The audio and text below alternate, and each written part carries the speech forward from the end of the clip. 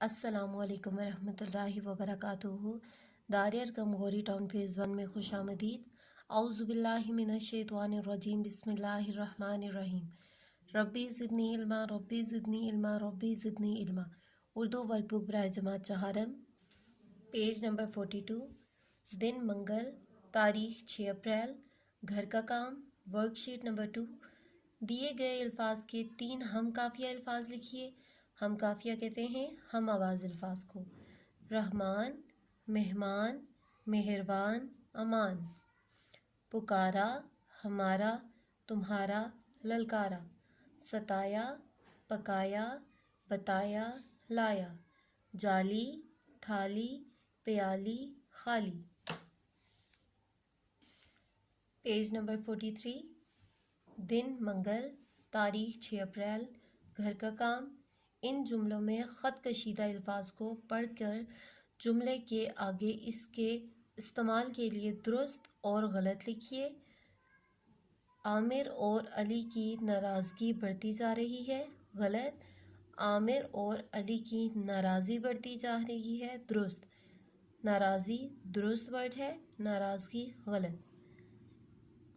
برائے مہربانی میرا ایک کام کر دو، درست۔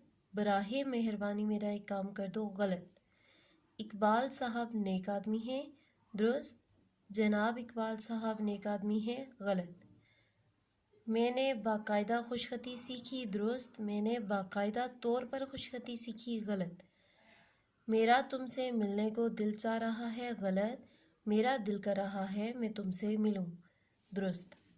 اہل محلہ نے مل کر اپنے مسائل حل کیے، غلط۔ اہلیان محلہ نے مل کر اپنے مسائل حل کر لیے، درست۔ یہاں پہ جمع کی بات ہو رہی ہے، اس لیے ہم یہاں پہ واحد نہیں لگائیں گے، جمع لگائیں گے۔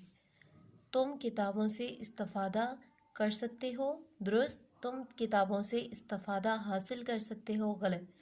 استفادہ کا مطلب ہوتا ہے فائدہ حاصل کرنا۔ مندرجہ ذیل جملوں کو کے اور کے کی مدد سے مکمل کیجیے۔